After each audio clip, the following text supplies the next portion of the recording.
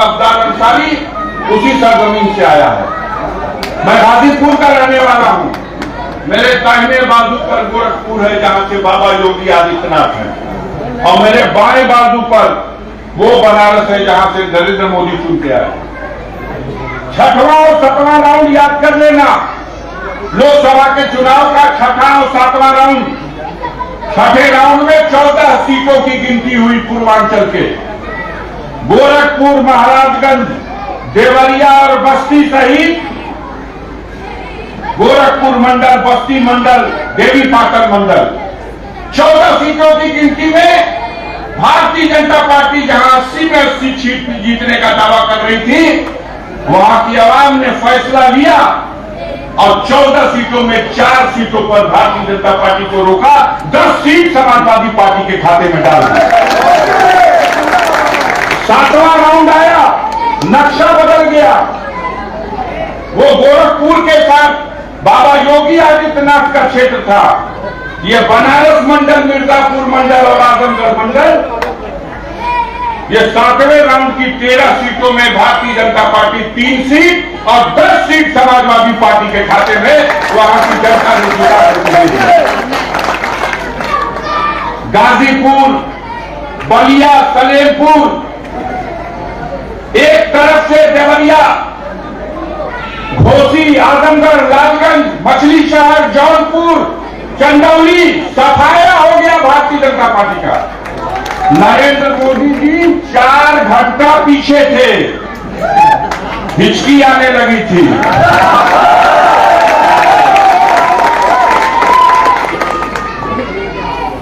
Target पे लिया गया था पूर्वांचल को। कहा तो बुलडोजर चल रहा, बुलडोजर छाती पे चलता रहा, लेकिन उस क्षेत्र के नौजवानों ने, बुजुर्गों ने हिम्मत से काम लिया और जुल्म के सामने झुकना नहीं देगा, जुल्म का मुकाबला किया। उनको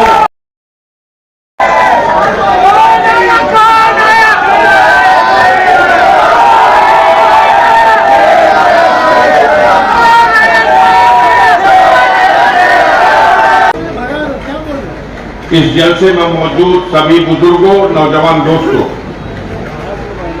जिनके कानों तक मेरी आवाज पहुंच रही है, उसको सुनने वाली मेरी मां बहनों, ये इलेक्शन का दौर है और ये एक चुनावी सभा है। बहुत देर से मैं बैठ के यहां हमारे पार्टी के लीडरों ने जो मंच से आपको खिताब किया, मैं भी सुन रहा था। 20 साल पहले जो भिवंडी मैंने देखा था, उसकी सूरत में कोई खास तब्दीली आज 20 साल बाद भी नहीं है। आप अपनी मेहनत से, अपनी मशक्कत से, अपनी लगन से मुल्क की बहुत बड़ी खिदमत कर रहे हैं। राजस्व के सवाल पर, अस्पताल के सवाल पर, स्कूल के सवाल पर, तमाम ऐसी बुनियादी जरूरतों के सवाल पर जो तस्वीर यहां पेश की गई, उसको सुनने के बाद ऐसा लगता है कि कहीं न कहीं आपके साथ सौतेला व्यवहार किया जा रहा है। मैं 20 साल पहले जब आया था तो भिवंडी में एक ही विधानसभा थी। 2008 में परिसीमन हुआ और 2009 में, 2004 के बाद 2009 में चुनाव हुआ और 2009 के चुनाव में यहां जहां तक मुझे याद आता है कि हासिल हुई जब भिवंडी 2 हिस्सों में बढ़ चुका है। लेकिन उसके बाद 2014 में चुनाव हुआ, 2019 में चुनाव हुआ। 2014 के चुनाव में कांग्रेस पार्टी के साथियों ने कहा, समाजवादी पार्टी के लोगों को ये सीट हमें छोड़ देनी चाहिए और हमें मुकाबला का मौका देना चाहिए। और यहां से कांग्रेस पार्टी के कैंडिडेट मैदान में उतरे और उन फिरका परस्त ताकतों के खिलाफ सीधा मुकाबला हुआ, लेकिन कांग्रेस पार्टी 2014 का चुनाव हार गई। 2009 में सपा जिस सीट को जीती है, 2014 में 2019 में अपने सहयोगी दल के रूप में कांग्रेस पार्टी के लिए सीट छोड़ देती है और दोनों बार कांग्रेस पार्टी चुनाव हार जाती है। इसलिए मजबूर होकर के समाजवादी पार्टी के नेतृत्व को यह सोचना पड़ता है कि उस सीट को जैसे हमने 2009 में जीता था, अब जरूरत इस बात की है कि हम खुद अपने बूते पर लड़ें और वहां बिखर रहे अपने अवाम के उस समर्थन को इकट्ठा करके फिर उस फिरका परस्त जमात और कतार के लोगों को आज इस 2024 के चुनाव में उनको शिकस्त देने में कामयाबी हासिल करें। इस हौसले के साथ इस फैसला समाजवादी पार्टी के हक में आया। 2014 में 2019 में कांग्रेस पार्टी का कैंडिडेट लड़ा, कामयाब नहीं हो सका। तकाजा तो ये करता है, इंसाफ का तकाजा। इस बार कांग्रेस पार्टी को इस सीट को खुशी के साथ समाजवादी पार्टी के हक में छोड़ देना चाहिए, लेकिन कांग्रेस पार्टी के लोग, पार्टी राष्ट्रीय स्तर की है लेकिन दरियादिली दिखा नहीं सके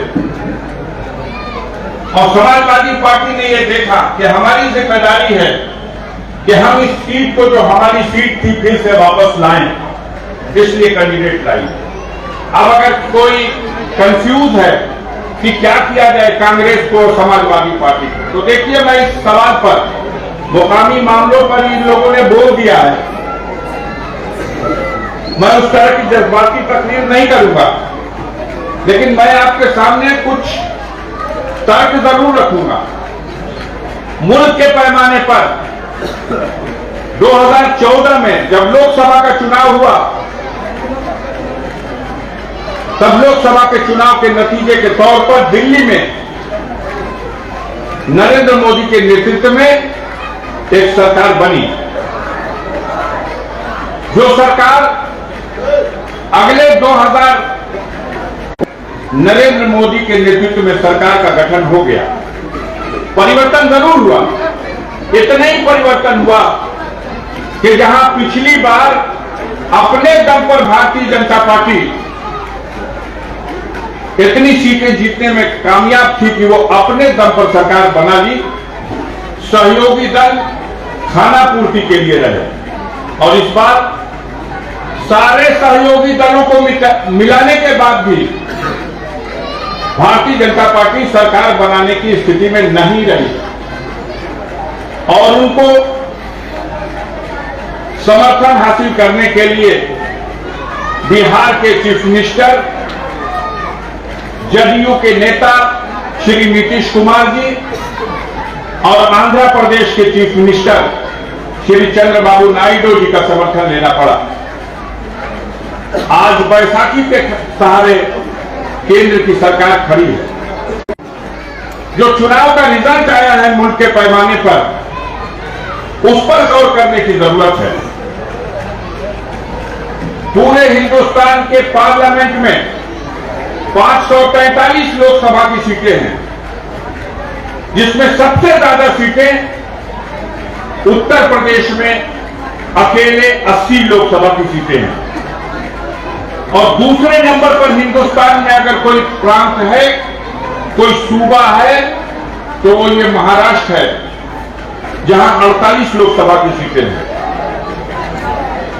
हिंदुस्तान के दोनों सबसे बड़े सूबे में और तीसरा, इसके बाद जो सबसे ज्यादा सीटों वाला सूबा है वो है बंगाल, जहां 42 लोकसभा की सीटें हैं। इन तीनों बड़े सूबों में यहां की आवाम ने भारतीय जनता पार्टी को, भारतीय जनता पार्टी और उनकी जमात कतार के लोग जीते, उसके दोगुना सीटों पर इंडिया गठबंधन के लोगों ने इसी महाराष्ट्र में जीत हासिल की है। उत्तर प्रदेश ने पूरे हिंदुस्तान को एक नई दिशा दे दी।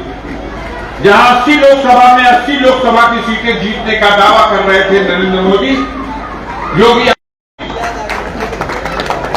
37 सीटों पर चुनाव जीत करके और अपने सहयोगी उसके खाते में मात्र 33। हिंदुस्तान के सबसे बड़े सूबे उत्तर प्रदेश, जहां योगी आदित्यनाथ और यहां बगल में नरेंद्र मोदी जी दोनों वहीं विराजमान हैं। आपका ये खादिम अब्दाल अंसारी उसी सरजमीन से आया है। मैं गाजीपुर का रहने वाला हूं। मेरे दाहिने बाजू पर गोरखपुर है, जहां से बाबा योगी आदित्यनाथ हैं, और मेरे बाएं बाजू पर वो बनारस है, जहां से नरेंद्र मोदी चुन के आए। छठवां और सातवां राउंड याद कर लेना। लोकसभा के चुनाव का छठा और सातवां राउंड।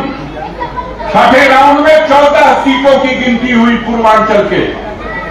गोरखपुर, महाराजगंज, देवरिया और बस्ती सहित गोरखपुर मंडल, बस्ती मंडल, देवी पाटन मंडल, 14 सीटों की गिनती में भारतीय जनता पार्टी जहां 80 में 80 सीट जीतने का दावा कर रही थी, वहां की आवाम ने फैसला लिया और 14 सीटों में 4 सीटों पर भारतीय जनता पार्टी को रोका।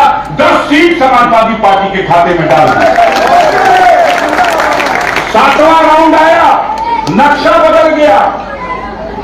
वो गोरखपुर के साथ बाबा योगी आदित्यनाथ का क्षेत्र था।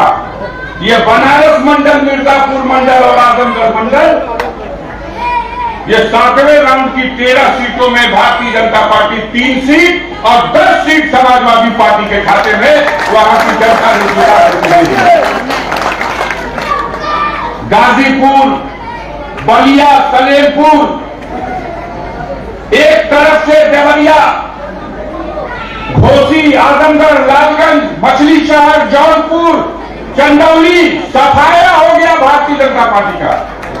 नरेंद्र मोदी जी 4 घंटा पीछे थे, हिचकी आने लगी थी।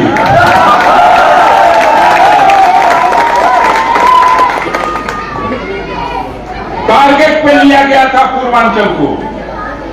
कहा तो बुलडोजर चल रहा, बुलडोजर छाती पे चलता रहा, लेकिन उस क्षेत्र के नौजवानों ने, बुजुर्गों ने हिम्मत से काम लिया और जुल्म के सामने झुकना नहीं टेका, जुल्म का मुकाबला किया। उनको उनकी औकात बताने में कामयाबी हासिल। हम आपसे दुआ की दरखास्त कर सकते हैं साथियों, जो सितम ढाया है इस जालिम सरकार ने, उसका कोई बदल नहीं है, उस नुकसान की कोई गणना नहीं है।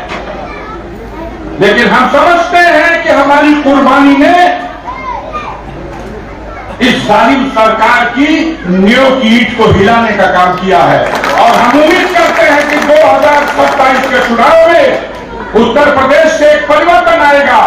हमें ताकत और ऊर्जा मिल जाएगी अगर महाराष्ट्र की जनता ने उससे पहले इस चुनाव में इनकी विदाई अगर महाराष्ट्र से कर दी तो एक दूसरी ताकत पैदा हो जाएगी। पूरे मुल्क में एक लहर खड़ी होगी और देश में परिवर्तन का सबसे बड़ा शहर अगर कहीं बांधा जाएगा तो इसी भिवंडी के आवाज के सर पर